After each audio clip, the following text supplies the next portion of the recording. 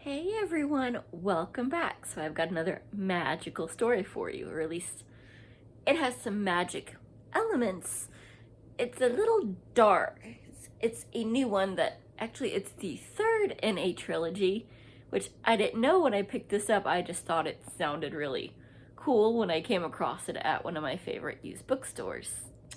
It is The Lord of the Vampires by Jeanne Kalogridis, I think is how you say it. Kalogridis? I'm not really sure. Well, these days I'm gonna look up the pronunciations of some of these authors I stumble across, but it's a very fun one, though it's definitely for the older group. It's kind of based off Dracula.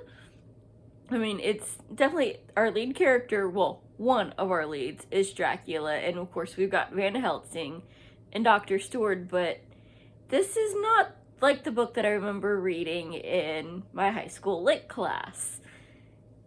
I love how the beginning of it is actually, here's a genealogy table of Dracula and who got married, who had babies, who changed their name, who's actually, where did this line come from and how far can we trace it? Since, as we know, the legend started from an actual person.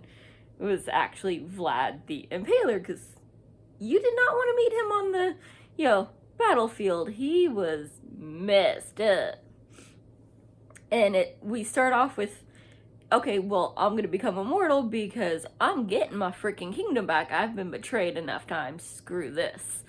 I'm going to go make a deal with the Dark Lord. Voldemort much? And if you don't get that, I'm sorry. I will remind you all about Harry Potter now and then. Eventually you will get all my references. But so he goes and, there's, of course, family drama, because how can there not be drama if you're not immortal and the only one of your line yet? So, we've got that to start off with, and some severe head games going on that are actually kind of fun. And then flash forward several generations, and now Dracula is living with his niece, Susanna, and her maid that, I don't get this one, loved her enough to turn her because, that's your dearest companion, but what are you going to do? She's still the maid. It's not like you can, let her not dress in rags for all of eternity. She's still your servant. Like, what? If I was a servant, I would have offed her butt. Like, I'm not gonna be your maid for my entire existence. Screw you. But the maid is nicer than I am. But there's what we learn pretty much immediately is that for Dracula to stay immortal, he has to do more than just drink blood. He has to corrupt and give up his, the eldest son of every generation to restore his immortality. And he's starting to struggle with that. Not that, he doesn't have a conscience. That's not the problem. It's being able to corrupt and kill the oldest, firstborn son of every generation. They're starting to fight back and be actually decent despite coming from bloodied royalty.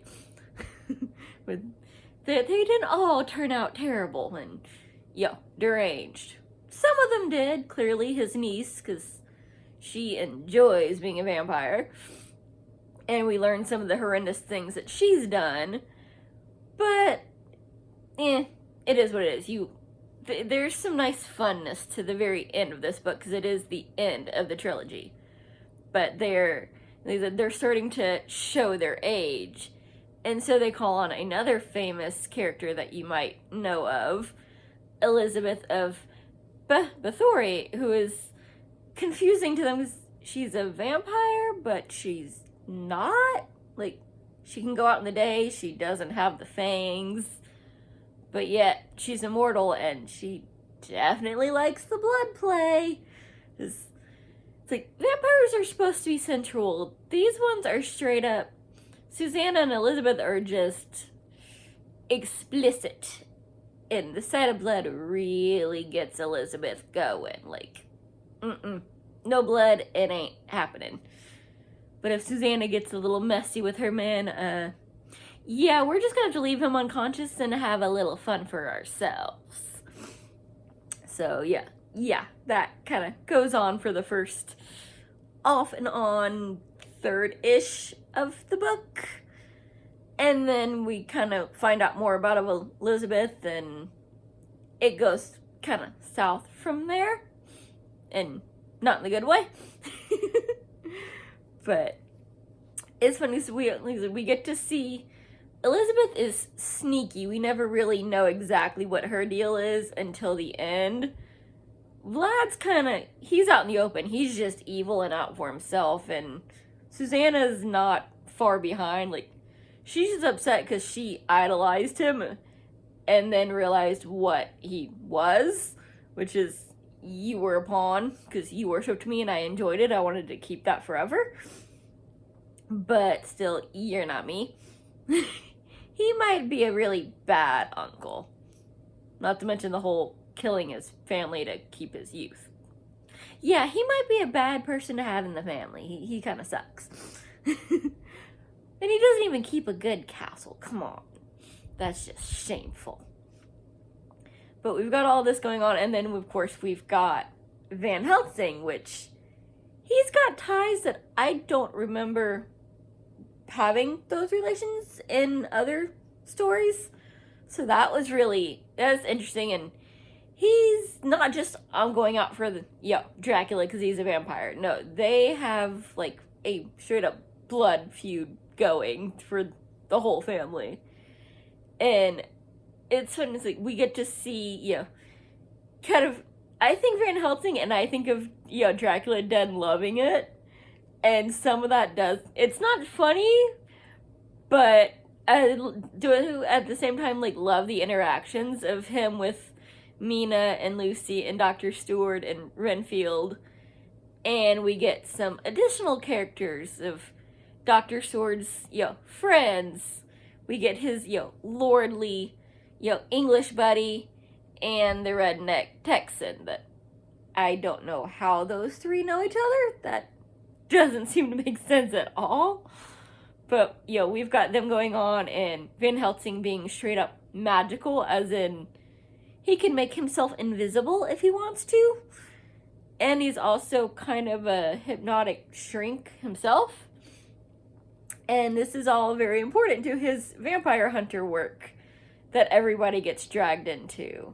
So it's a very weird story, but it's also, I love the complexity of it. I love all the entanglements and how everybody is related. I love that it pulls on stuff that I know, if you're big into vampires, which, whether it's, Anne Rice, Bram Stoker, Twilight, something, True Blood, whatever, like, it all kind of, we have a standard mythology for that. And this pulls on some of that and then goes, haha, I'm going to do my own thing. And it is fun to see what's recognizable and what's new and how they blend together. And of course, yes, it's the end of the trilogy. So, yeah, there's some spoilers that I don't know what they're spoiling. I'm not sure what was in the first two.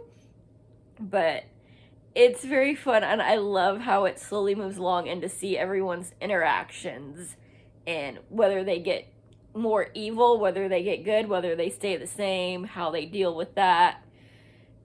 And of course, there's just some shock and sass, and occasionally there's some lines that you want to smack some folks for, or maybe that's just my redhead coming out. But if you like a good vampire novel, but you want a little complexity and you want something that you're not already, I know what's going to happen. I've read 100 of these. Check it out. Have some fun. Or maybe find the first one.